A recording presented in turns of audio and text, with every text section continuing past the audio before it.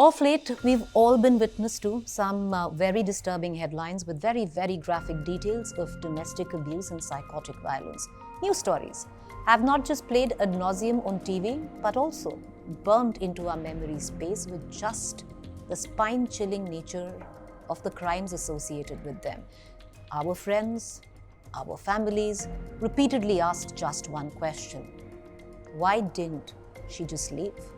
I think that one question has answered what some of you might be wondering of what cases am I referring to. Well, the Shraddha murder case, now the murder of Nikki Yadav, and the spurt of so many similar cases in between both of them. Why didn't she just leave? Why didn't Shraddha leave before she was cut up and stuffed into a fridge by her boyfriend, who repeatedly, over time, emotionally, physically abused her?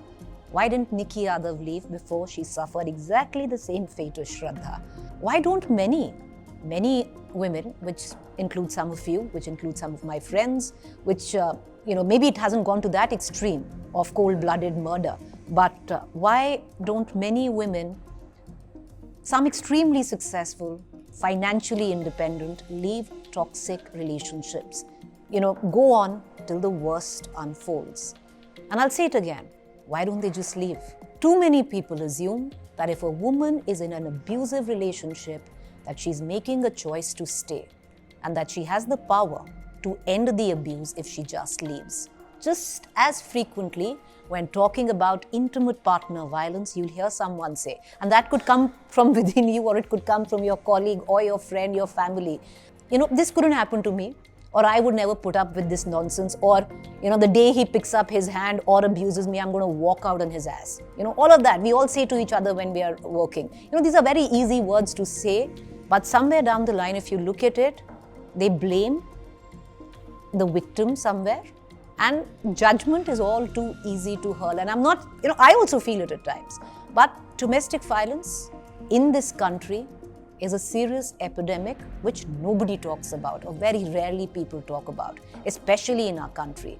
Because in India, rarely is it as easy as just leaving a toxic relationship. She may just stay because she fears for her life, or because she's threatened what he might do if she dares to leave, because he's threatened her before. She may stay because she believes she has nowhere to go.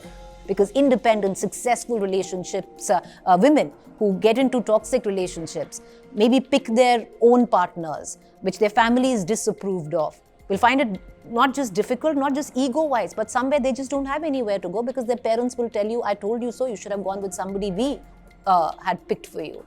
She may stay because everyone thinks her abuser is a good guy.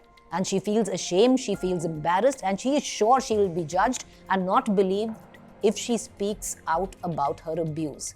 She may stay because she's willing to sacrifice her own safety for the well-being, if she has children, for her children. So they don't have to grow up in poverty or without a father, because clearly she's not earning, she's at home and she's being abused. She may stay because her family, friends or community have told her they will not support her, and that they believe divorce is never a viable option.